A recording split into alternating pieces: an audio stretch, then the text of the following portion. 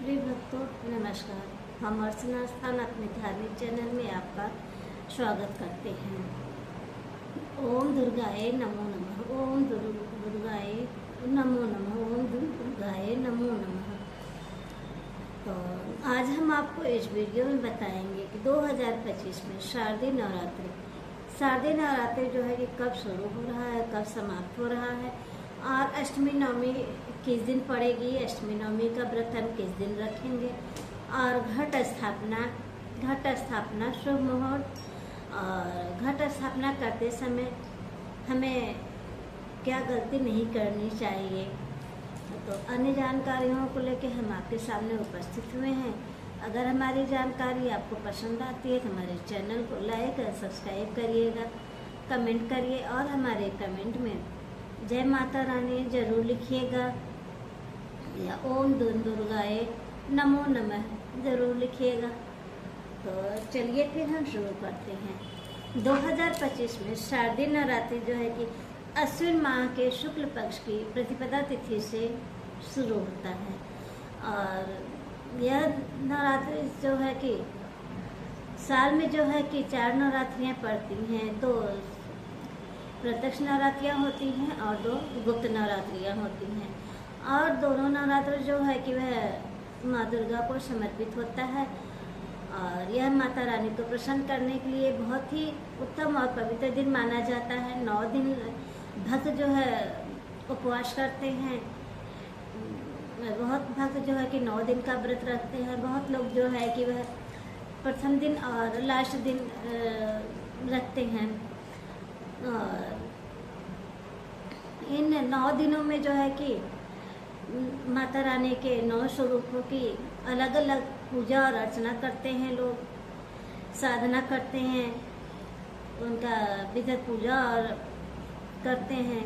उन्हें प्रसन्न करने के लिए अपने तन मन धन सब उनके चरणों में समर्पित कर देते हैं, माता रानी के चरणों में समर्पित कर देते हैं ताकि जो है कि माता रानी उनके ऊपर अपना कृपा दृष्टि बनाए रखें, उनके परिवार के ऊपर कृपा दृष्टि बनाए रखें, घर में धन धान्य की बढ़ोतरी करें, रोजी रोटी में बढ़ोतरी करें। तो माता रानी जो है कि सबका कल्याण करें। और जो है कि चलिए अब देख लेते हैं कि हम माता रानी 2025 में डेट और टाइम शुभ मुहूर्त। तो पंचांग के अनुसार जो है कि अश्विन माह के शुक्ल पक्ष की प्रतिपदा तिथि जो है वह आरंभ हो रही है 22 सितंबर 1:23 पे और वही तिथि का समापन हो रहा है अगले दिन 23 सितंबर 2:55 पे। तो उदय तिथि के अनुसार जो है कि हम 22 सितंबर को ही जो है कि नवरात्रि का आरंभ होगा और नवरात्र जो है कि हम उसी दिन व्रत रखेंगे।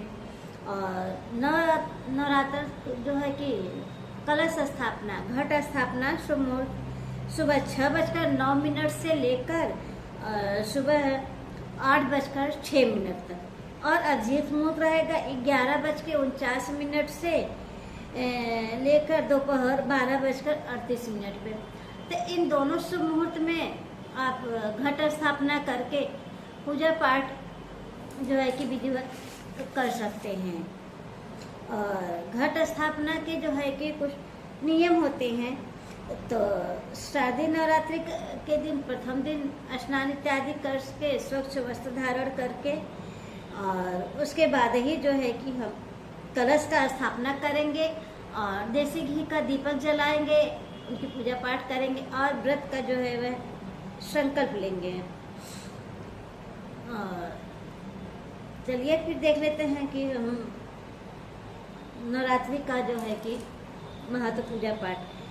तो धार्मिक मान्यता के अनुसार जो है कि घट स्थापना करने से घर में सुख समृद्धि का आगमन होता है, सुखों का आगमन होता है और घर में तरक्की होती है और जो है कि साधक पर माँ दुर्गा का कृपा जो है वह बना रहता है।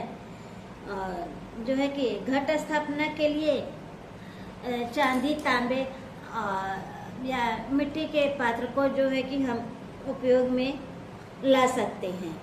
और उपासना करने के बाद आप घट स्थापना करने के बाद जो है कि आप मंदिर में या ज़रूरतमंद लोगों को जो है कि दान अवश्य करिएगा। अपनी श्रद्धा के अनुसार जो है कि हमें दान अवश्य करना चाहिए।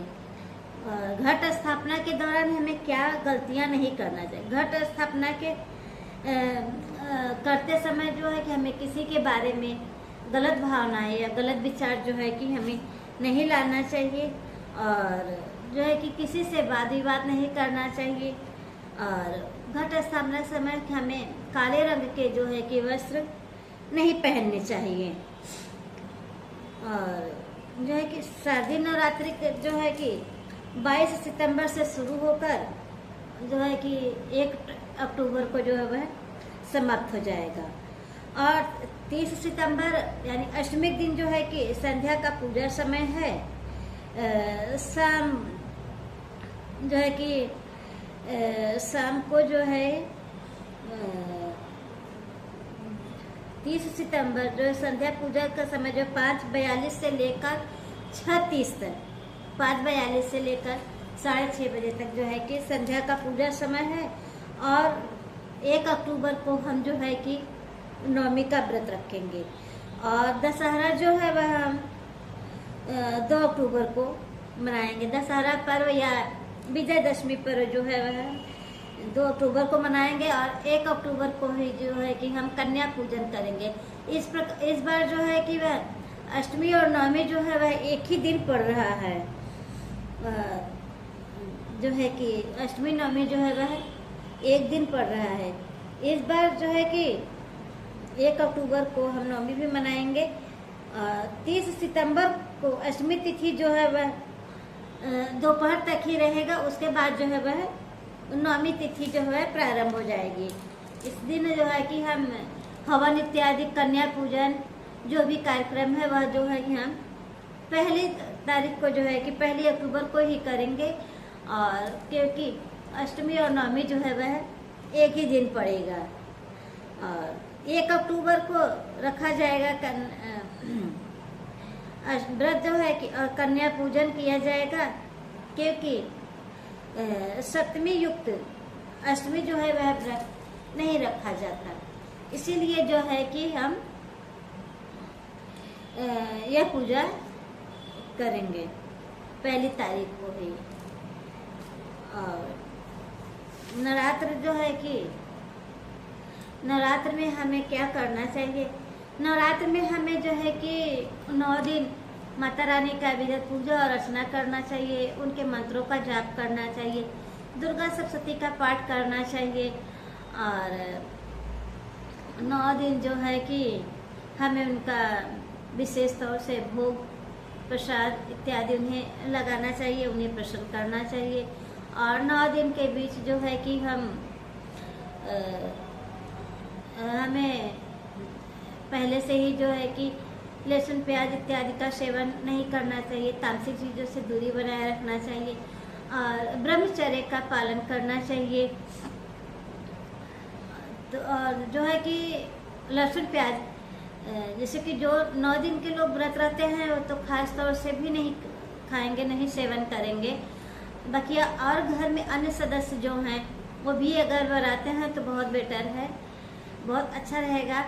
लेकिन अगर किसी कारणवश नहीं चल सकता है, परिवार में नहीं हो सकता है, लोग लहसुन प्याज खाते ही हैं, तो जो है कि घर में कलह इत्यादि नहीं करना चाहिए, उन्हें सेवन करने देना चाहिए। लेकिन हो सके तो सभी जो है कि अष्टमी दिन और प्रथम दिन जो है कि नहीं खाएं, बनाना ही चाहिए उन्हें। सभी को जो है कि अंतिम दिन और प्रथम दिन जो है वह लहसुन प्याज इत्यादि बनाना ही चाहिए। चलिए फिर जो है कि शारदीय नवरात्रि की हमारी संपूर्ण जानकारी यही थी। तो अगर हमारी जानकारी आपको पसंद आती है तो हमारे चैनल को लाइक करिए, सब्सक्राइब करिए, कमेंट करिए और हमें हमारे कमेंट में जय माता रानी आप ज़रूर लिखिएगा या ओम दुर्गाए नमो नमः। तो आप जहाँ भी रहिए स्वस्थ रहिए, मस्त रहिए, खुश रहिए। जय श्री कृष्ण, राधे राधे। हम फिर मिलते हैं नेक्स्ट वीडियो में।